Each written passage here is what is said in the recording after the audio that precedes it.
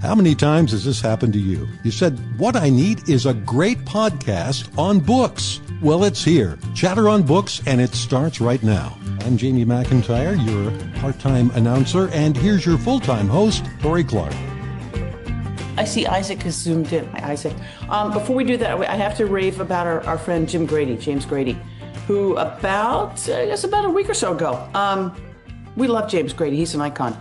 New York Times did a wonderful review of his latest book, Shadows on Sidewalks, which he came on and talked about, in their list of new riveting crime novels. Yeah. And it says, quote, Grady cannot be pigeonholed. He established his reputation with the 1974 spy thriller, 6 Days of the Condor, but his writing sense has branched out in many other directions, most recently with the sprawling coming-of-age epic American Sky. He also talked about that with us. Also seems to, Shadows on Sidewalks, his new book, seems to defy classification. Is it a James M. Cain-like noir? Is it a meditation on caring for an aging parent, or on the casual prejudice inherent in small towns? Grady's answer is clearly all of the above. So we're very happy for him. That's great. Very, very happy for him. David, I saw your book in Barnes & Noble this morning. Yay. Turned it around. There you go. Faces out. Yeah, I'll have a few copies out there gathering dust. There we go. It's still went to get a haircut, by the way, and your book was there at Cut Close Barbershop in Hyattsville, Maryland. Love this. Shout out to my barber, Horace Rivers. Claude, wasn't that your idea, that the book should be in every barbershop in America? Yeah. Oh, yeah, for sure. I should. David, there's probably a barbershop trade association, because there are trade associations for everything. That's true.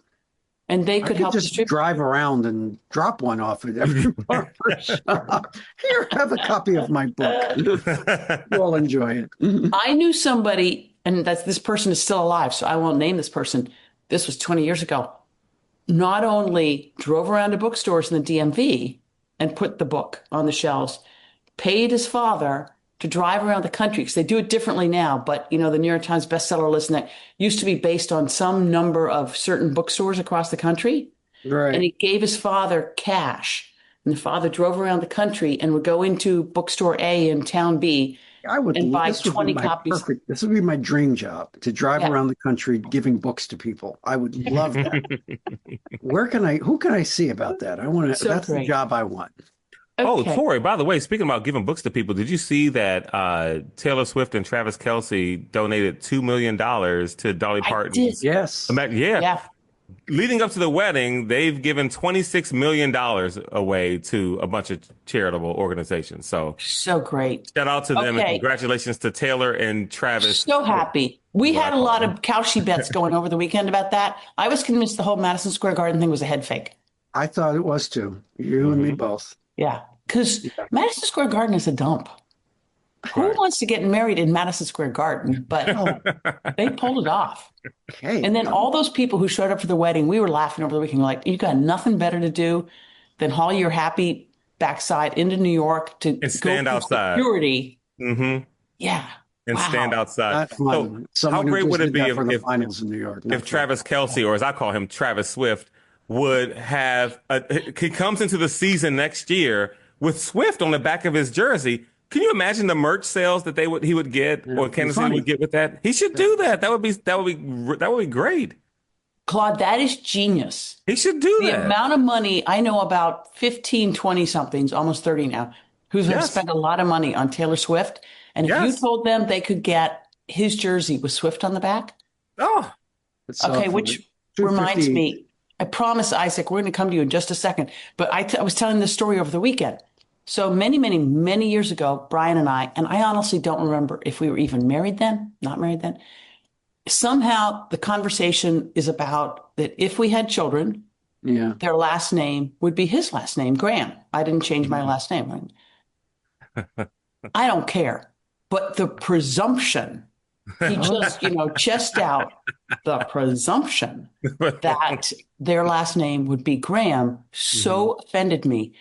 This was an epic. This is like once every 10 years kind of battle. Yeah, this is, what am I doing with this person? I'll never get these years of my life back. Oh, just epic. Wow. Oh, goodness. Wow. Yep. Okay, it was finally resolved with a coin toss. Oh. And the coin toss was whoever won, I actually won, whoever won the children, if there were any, Again, no real plans. But if there were any children, they would have Brian's last name, Graham, but I would get to pick their first names. Okay. And he had no inputs, no veto approval. No say, right. So he did not know until the day each child was born, Colin, Devin, and Charlie, what their names would be. Oh, my God. But Claude, I think this is genius. Maybe we should make these jerseys and sell them. Love this. Well, if we could get some revenue from it, absolutely. Yes. Then we could all be David Aldrich and Yeah. we have a situation there. Yeah. Isaac Fitzgerald, can you join us, my friend? Oh. Absolutely. How we doing? How are ya? Listen, I've been listening in. I'm so excited to be here. I'm so excited to join. Claude, I think you just made $1 gazillion for the NFL. It will never come my way. It will never. Things don't work out my way. You're probably not going to see a cent. No. But that's a brilliant idea. And Torie, we should stop the show and get on this because that's a brilliant idea. Right. Who do we know? Right. Let's turn this into a brainstorming. They would sell 1 billion of those. Oh, God. 100%. 100%. And then Torie, that was a crazy story. What about our kids' names? Is that true? Absolutely true. It was an epic knockdown, drag out, this just says so much about you that you would presume. I was just on. But a coin toss, and you picked every single name, three every names, single and name. He didn't know until? Not a single one. Wow.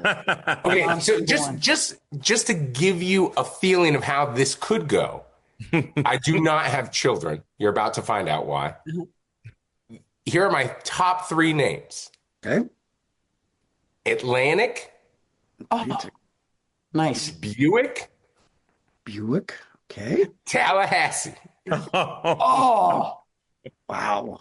Okay. Wow. I'm just saying that's crazy. I will never actually do that to a child, but that is crazy that you just won a coin toss and that you stuck to. That's amazing that you stuck to. Totally. That's incredible. But by the way, Colin was named after some crazy uncle. Okay. Devin, again, these things, it never works out the way you want. So Devin, daughter's born, and the mother's side of the family always gets screwed. My mother's family's name was Devaney. It's Irish name, Devaney. And I thought, I want to do something for mom, right? But Devaney just sounded a little weird. So I just said Devin, Devan. Couple days, Devin's born. This is wonderful. I call my mom in Pittsburgh. And I just think this is a moment, right? Like this is a moment with me and my mom. And I go, named her Devin after Devaney. Slight pause. My mother goes, I never liked that name. Oh, no. Oh, no. Right? Then Charlie was named Charlie when he was born. But at the time, I was working in the Cable TV Association. We traveled all the time. We're doing all this stuff. And when the kids were babies, I took them with me everywhere. So we're he's a month old. I'm at the Chatham Bars Inn in Massachusetts, which is a really nice place if you ever want to go somewhere. And we're having a meeting of the executive committee, chairman of which was Ted Turner, who was an awesome guy, awesome, crazy cowboy, great guy. And it's, 6:00. Anyways, I've got Charlie with me. I have absolutely no boundaries. And I've got Charlie with me at the reception before dinner and bouncing around. And I'm handing these people and Ted's got them and this and that, whatever. And Ted Turner says, what's his name? And I said, whatever you want it to be. I will sell his naming rights. And he looked at me and goes, oh, you don't want to do that? And I said, I absolutely would do that. By the time you get to the third kid, David, you've had 2, you know how expensive they are. You get to the third one, and go, this was a really bad move. And I'm saying I'm coming up with everything. I said, we'll call him Turner. We'll call him the TNT. Whatever you want. He wouldn't do it.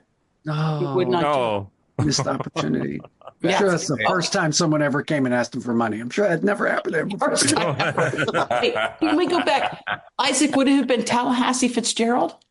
Oh, listen, that's the thing about Fitzgerald is it sounds good basically at the end of anything. So you can really push your luck. But yeah, really Tallahassee, Fitzgerald. Buick alone, that's tough. Buick Fitzgerald. Ooh, what's going on there? It's a nice, there's a nice little the rhythm to it. Get out jail free card.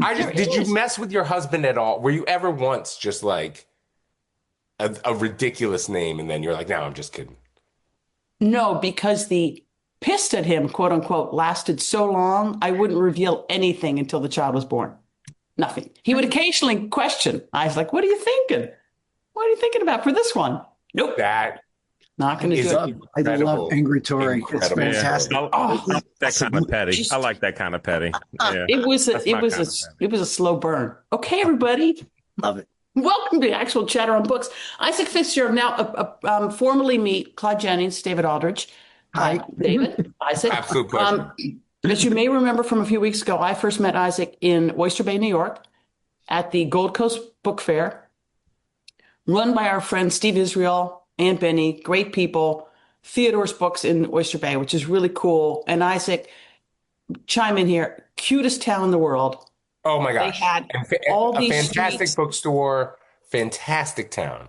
total setup. They took over bars, restaurants. We got the brewery, which was the best place in town. Mm-hmm. Outdoors. It was just fabulous. And it was a beautiful day. And me and Isaac, and Bruce Feiler, my husband, Brian, who I've forgiven, our son, Charlie, and our two dogs were pretty much the only people there because of the Long Island Railroad strike. Oh, it was a tough one for the festival. I will say, I think we had I went to a few other events. We probably had the most people. I'm going to say that's partly Torie's charms and partly, like she said, because it's in a brewery. It was in a brewery. People were coming inside and then I think they just stayed. But it built into a nice crowd eventually, which was great. It did. One of the challenges was, I don't know if I mentioned this before, but Brian and my son Charlie came and we had the dogs with us, Boo and Lulu, who's running around here somewhere. And they were trying to be unobtrusive, kind of the back. But every once in a while, Isaac was great. Bruce was great. We're having this wonderful conversation. I'd look over and there are all these people gathered around them, petting the dogs. Mm-hmm. They were all fully engaged. Hey, Isaac, it's great to see you again. I saw you on the Today Show last week. That was very exciting. Yeah. Thank you. That was a David Aldrich moment. Those of us who have known David for a long time. Stop. A long time. Claude, chime in here. When you see him on TV, you go, I had a David Aldrich moment in person. I was doing live engineering it was the Sacramento Kings against the Washington Wizards, and I was doing radio engineering for the Kings when they came in town. And I looked down on the court, and there's David. And I'm like, this is not a TV David Aldrich moment. It's a real life David Aldrich moment. I would have taken a photo and sent it to him, except that would be creepy. So I was like, I'm not going to do that. I don't want to be too much of a fan. But I did take a picture and I sent it to my son because you're interviewing Isaac now. Thank you. Well, my son thinks I'm cool because he's like, you work with Mr. David, John, And so, yeah. David, can I tell the hockey story? No, continue. Come on. Yes. We are chatting here, David. Right. Don't say the good story. Okay, so it had to have been 2018, right, David? Yeah. Sure. Sounds legitimately in pain. So it was 2018. The Caps, unbelievably, were doing really, really well. We were probably in the playoffs.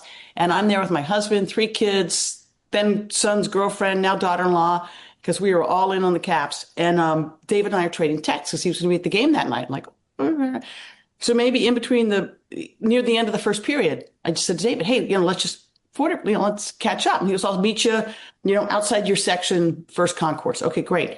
So, everyone's getting their beers. And I said, hey, I'm going to go say hi to David. I'll come right back. So I zip out and concourse is packed. People are milling around. There's David. And all of a sudden, wild puppies. My husband, my 3 children, the daughter-in-law, and some people they have picked up along the way are like, oh my God, it's David Aldrich. Oh my God. It was so embarrassing. They were such, appropriately, such little groupies. It was adorable. This is an NBA 2K thing. I mean, where do we stop? Where do we stop with it? Never. Can't stop. Now would be a good time to stop. He's like, I'm jumping in the car. I'm going to start giving away books across the country right now. Wait a minute. There was some, oh my God. It. This will come to me at 3:00 in the morning, but there was some author we had on. I can see him. Oh gosh. Really, really great. It'll come to me at 3:00 in the morning. Anyways, Isaac, about halfway through the show, he realized this was the David Aldrich that he revered. Oh, yeah. Meltdown. You stop. It was Cosby, right? Not that Cosby, Isaac. Oh yeah, not that Cosby. He's like very clear, very quickly. Okay, Isaac. We now know enough about David Aldrich, and I think I may have done this to you in Oyster Bay, but we love backstories here. Please. Where are you from? Where did you grow up? And what did you want to be when you were 5? Okay. So I grew up in a pretty unique situation, which is I grew up in the Catholic worker. I grew up in basically a homeless shelter in Boston. And then I was moved into a halfway house for the unhoused with both of my parents. We lived in a place called John Larry House. But it was a great organization. Really, really, the parts of Catholicism that are really, really great, shirt off the back, helping your neighbor, charity. And we really benefited from all that. So it was a unique childhood. But that was inner city Boston up until the age of 8. And then we eventually made our way to north central Massachusetts.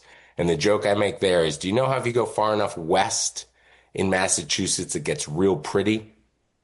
So before there, there's a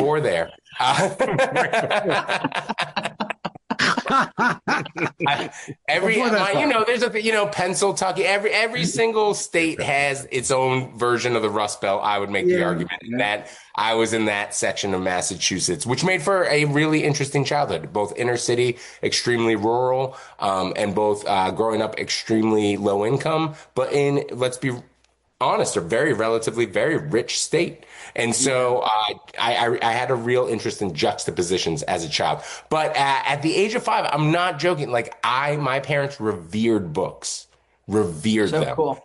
We did not have much, but what we did have was a lot of books. My parents really cared about education. They really cared about reading. They instilled that in me at a very young age. And I don't even think I understood what writing really was.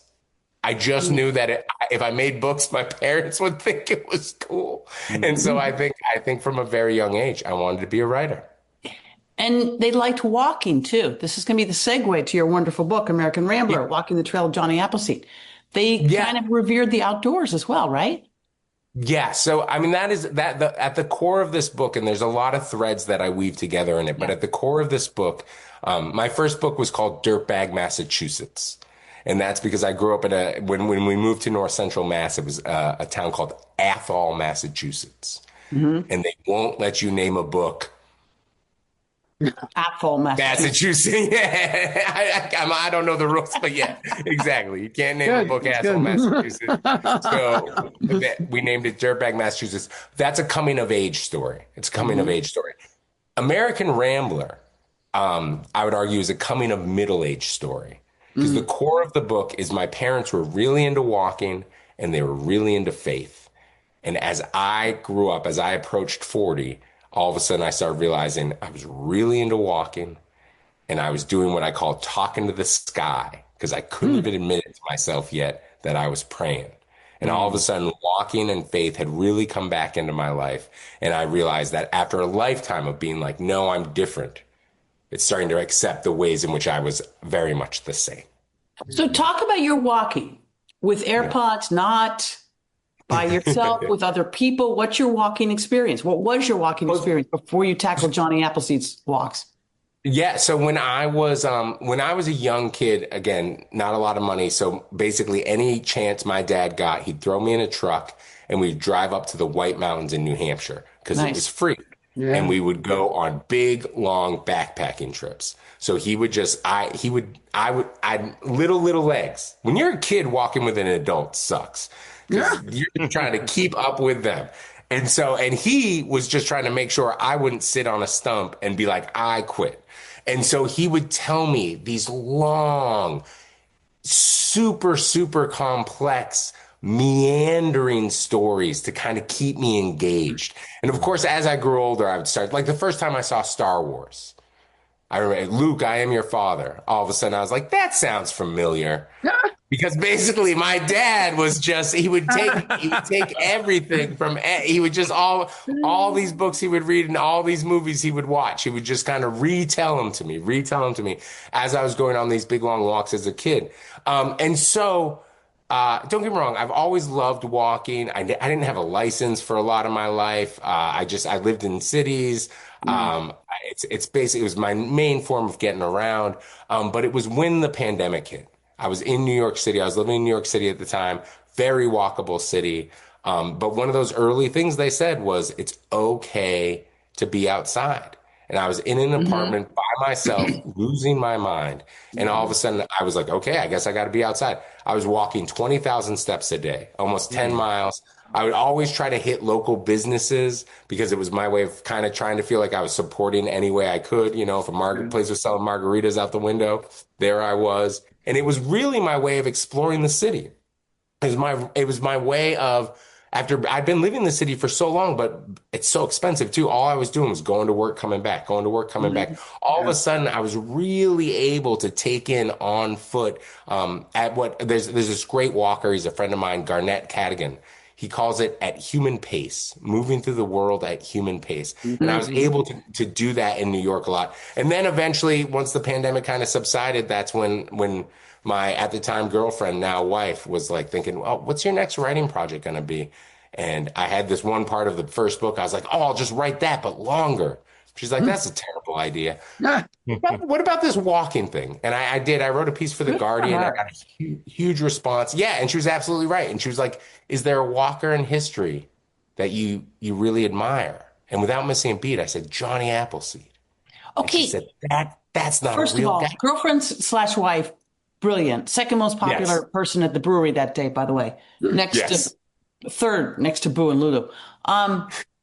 But most people, if you grab 500 people off the street and said Johnny Appleseed, they go, not real, not real. Right. In Oyster Bay that weekend, I had to admit to Isaac that one of my dogs had chewed his book up. So I got a new one. And at Barnes and Noble, as I am buying it and turning David's book around so people could see the front of it, the woman says to me, she goes, I didn't know he was real. So is it just because of Massachusetts? He's one of the most famous people. How did you know about John Chapman? I mean, I really think that's the beauty of it, is that it's different. It's people learn different things about him all throughout in different areas. And that's one of the things that I love. Like Dirtbag Massachusetts is about Massachusetts, but it's also very much about like California and some time like everything's always a little bit not what it's about. Yeah.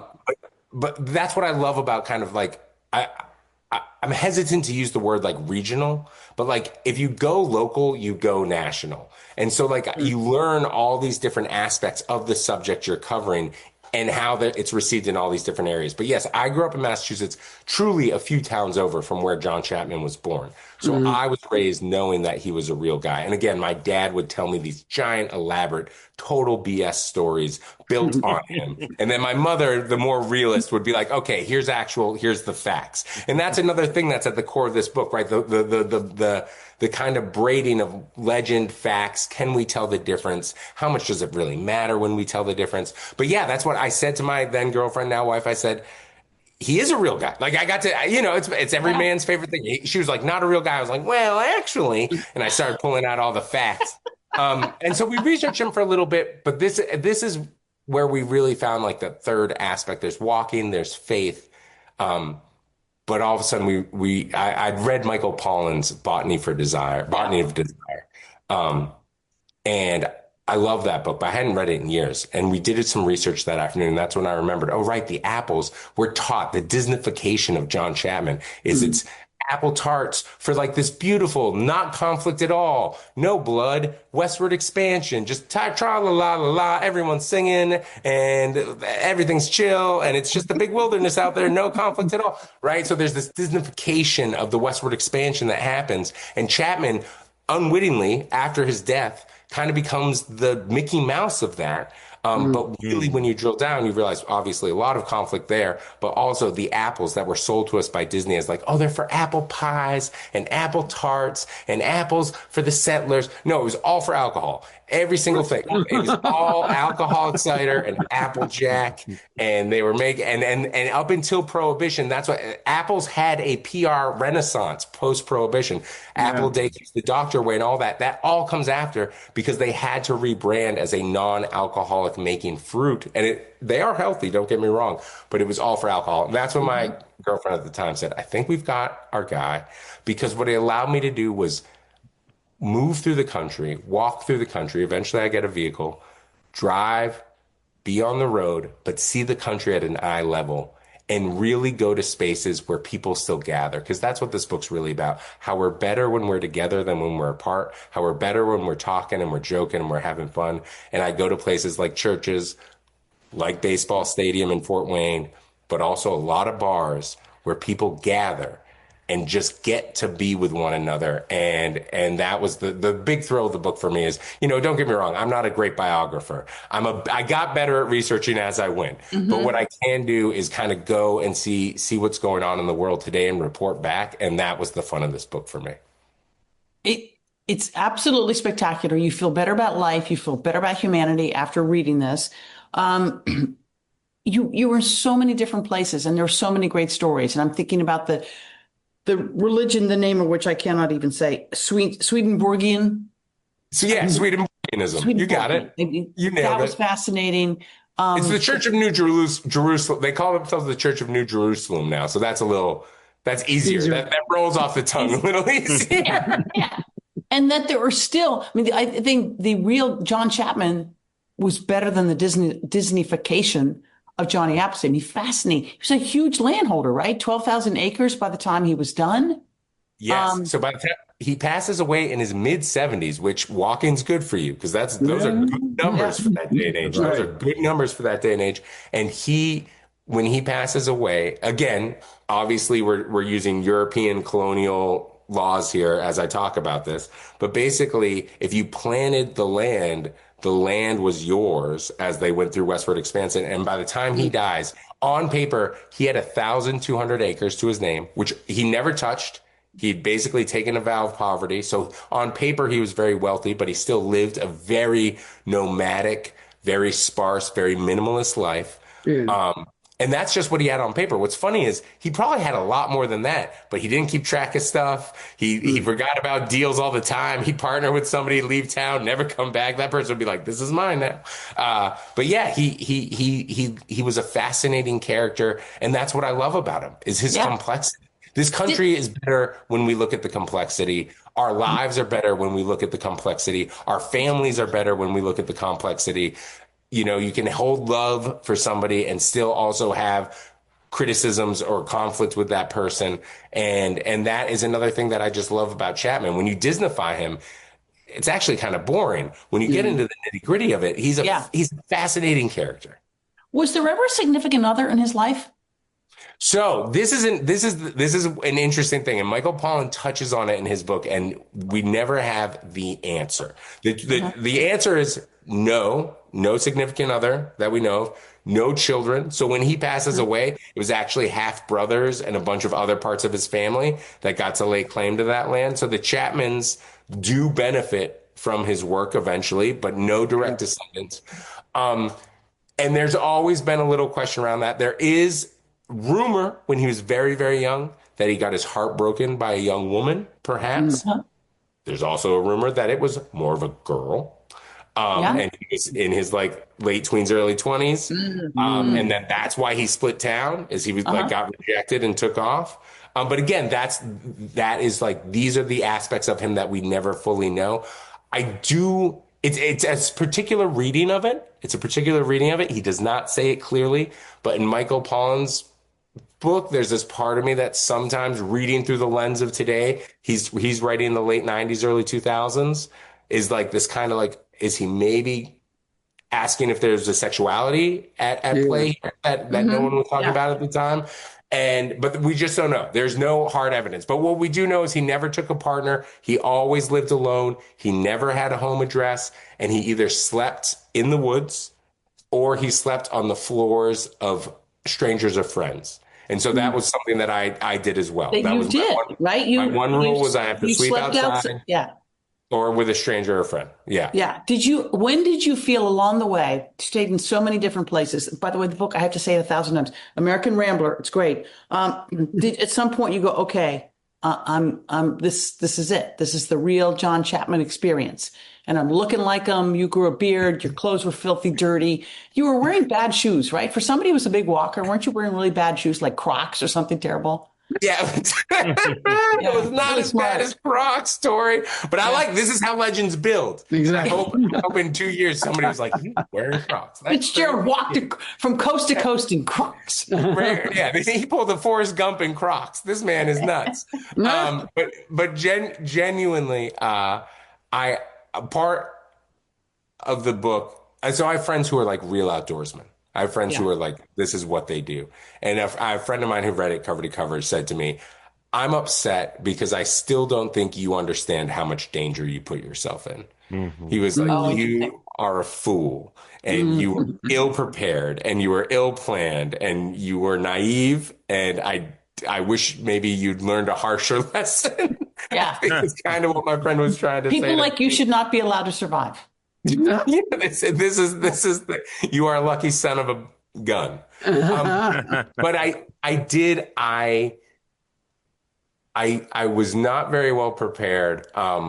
But I did like eventually I get some better shoes. But the most Chapman-like experiment I will say that I had is and this is one of the interesting parts of his life. So while he's still alive, what puts him on the map kind of raises his stature from kind of local idiosyncratic guy who walks in these seasonal circles to, a lot of people in this, what would become the state of Ohio know him, is he ran/walked over 30 miles from Mansfield, Ohio to Mount Vernon, Ohio, and back. Basically within the span of 24 hours, he went down, got soldiers from a fort, and came back with them. He was the Paul Revere of 1812, right? The Paul Revere of the War of 1812 is what they called him. And so I did that walk towards the end of the book. The book kind of opens with a really big, long walk. I stretch it. I make it as arduous as it feels, hoping that the reader is like, oh God, I hope the whole book's not like this. And then I get a vehicle and we move things up. We get it snappy again.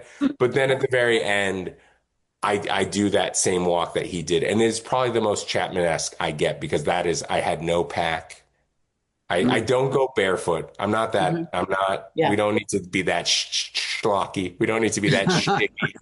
But, walking stick, no gear, slept outside, woke up. I have photos of it on my phone. I could bald eagle was like nested. Hanging out. Like I could have thrown a rock. It would have to be a good throw. It would have to be it'd have to be one of my better throws, but I could have the branch that the bird was on. And that was probably, and it was over 30 miles down. And then I did it right back to Mansfield the next day. And that was probably the most Chapman-esque. But that's also when I stopped. Hardest part. So was that what was the hardest and what was the best part of the walking? Let's stick with the walking because there was a car involved. Yeah. No, you're absolutely right. Listen, the best part of the walking is again what Garnett says: moving through the world at human pace. This is what your body's built for, and it's really easy. Again, we're talking sports, right? Like that's the beauty of sport. You're watching people use their body in these incredible ways, right? In this artistic form, with something as simple as a ball. And just themselves. And there's just something so beautiful about that, right? So I've always liked less. So I played football in high school. Worst part about football, I love the camaraderie. I love the game. I love practice is good, keeps you fit, love it all. I hated putting on the pads. I hated the stuff. Yeah. And so walking is you get rid of all the stuff. And it is just using your body for what it is. You can feel it, the rhythm that you capture immediately, the way that your brain, don't get me wrong, first 10, 15 minutes, maybe you're still having those scattered thoughts. All of a sudden, it all starts to work the way that it really feels like it's supposed to be working. And so that's the high for me of walking, is that you can do it at any point. You can just go. Yeah. You can do it anywhere. Yeah. I only touch on it for a minute, but I spent some time. I spent some time in the Allegheny. I spent a lot of time in state parks. Another part of this book is it's a love letter to public spaces. Yeah. And the reasons we need to protect them, both out there in nature, but also in our own communities. Mm-hmm. You need to have a park where everyone can just hang out. There needs to be spaces where you don't need to pay a price of admission just to spend time with your neighbors and people in your community. And that's always been true of us as a species. And it will remain. I a little preachy about it because I think it's so important.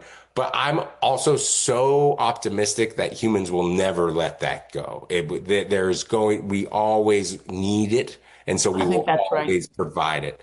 But it is. How much are you walking now? How much are you walking now? It is worth protecting. I'm down to 10,000 steps. I'm not at my 20,000 steps a day. Very decent. But yeah, no, I still try to get out there. But yeah, and then the worst part I would say is, don't get me like, especially that fall, the year I chose was 2023. The fall was very rainy, very cold, and very wet. And as previously mentioned, I was ill prepared, not a quick learner. And by the end, I knew how to set up a tent pretty good, but like I could never hang the tarp quite right. And 9 times out of 10, I was coming back to my wherever I set up shop, and the tarp the rain would have dumped it all right on the tent, and I'm sleeping in a soggy sleeping bag. It was not. There were some not cute moments for sure. Have you been camping since? Oh, that's a great question, Torie. Have I been camping? Yes, I have. I've bummed out on the beach a few times. I have, but let's be real though, not a lot. Did any of you guys watch White Lotus, the latest? I think it was the last season with Parker Posey. I don't. I'm a null set on that. I'm sorry. I know it's a great show. Okay, no. It doesn't even matter about the show. But Parker Posey's character, whose name I can't remember, has this great line. She's of a certain age. She goes, "I think I am of an age where I can't live an uncomfortable life." Mm-hmm. Yeah. And so when our kids were little, we used to like grab the tent and the canoe and the dogs and the kids and camp along the Potomac. Somehow that came up the other day. I said, "Yeah, no, I don't think so. Can't do it. I don't think so." I am so glad you mentioned parks, though, Isaac, because I could not have made it through. I couldn't have made it through COVID. We live near Rock Creek Park. I couldn't have made it. Like that was my lifeline to. And most of the time I was by myself, but it was weird. It was a juxtaposition, but I never felt more connected to people than when I was by myself. If that makes any sense at all. I don't know if it does. No, David, I'm not joking. That if you could sum up the book in like one sentence, it would be walking away from loneliness and towards community. Yeah. Walking is such a solo art form, but it really does put you. I was going to ask everybody real quick because it's my favorite. When I'm traveling around now supporting the book, and it's fun because it's almost like I'm reliving the book. But do you have a favorite bar or restaurant in the DMV, or do you have a favorite park? Yes. Like I'd love to hear, because I lived in DC for 4 years. My cousin is from the end of the Red Line, Tacoma. Yeah. And so I go to DC a lot, so I'd love to hear where I should be checking out. Rock Creek Park. It's the massive park of the city, and it just as I've never even talked to people, and that's by design, but it's just great to know they're there.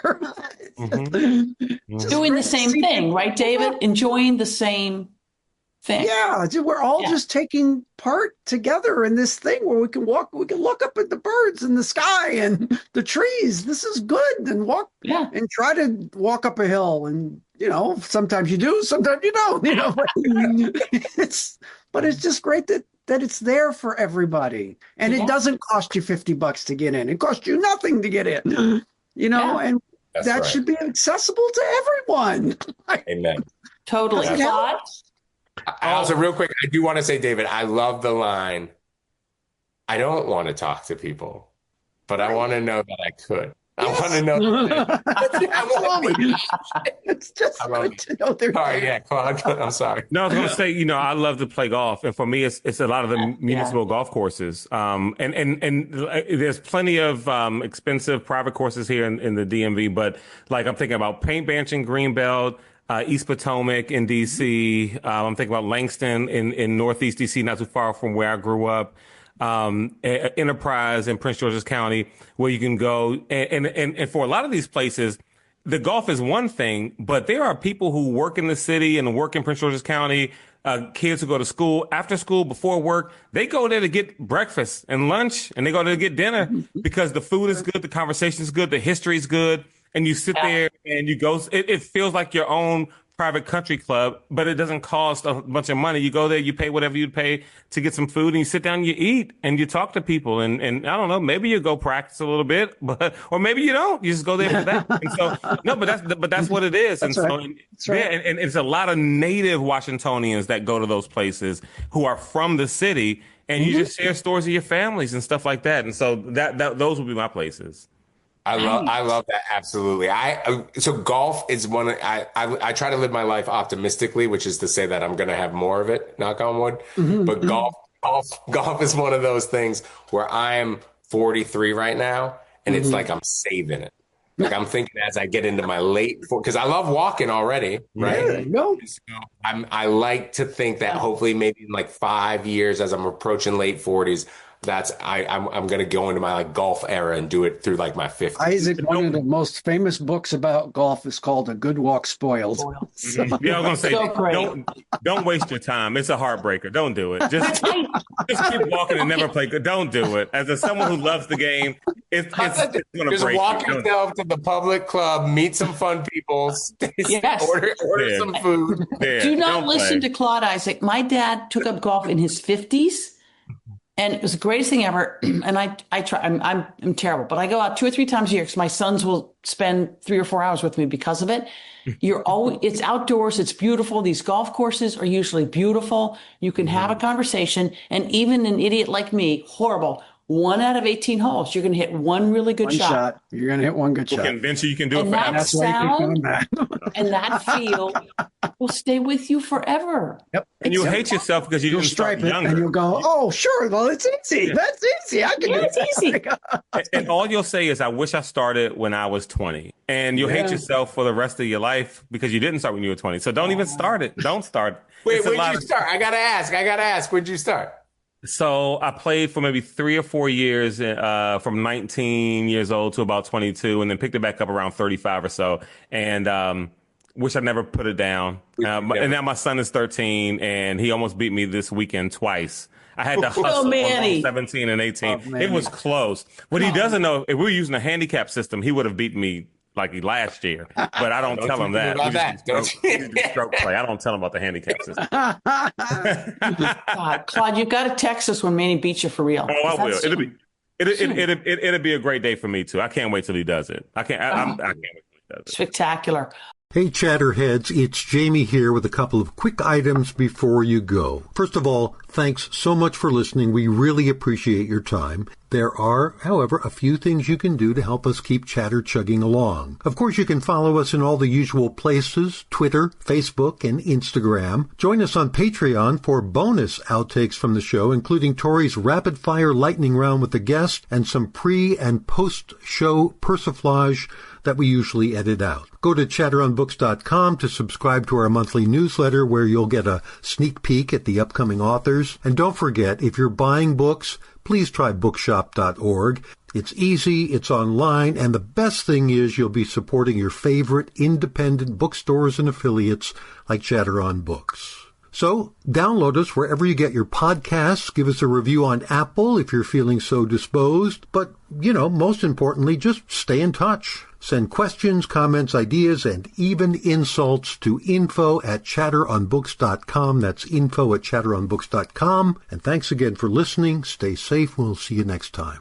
Okay, everybody. Here's what the New York Times wrote about Isaac not so long ago. Fitzgerald nestles comfortably on a bar stool besides writers like Kerouac, Bukowski, Richard Price, and Pete Hamill. That's pretty good. That's pretty good. Yeah, no, that's what the real title of the biography. that's what's going on the gravestone for sure. Okay, we want everybody to go to their favorite independent bookstore or anywhere and get American Rambler, Walking the Trail of Johnny Appleseed by Isaac Fitzgerald. It is great. Isaac, it's great to see you again.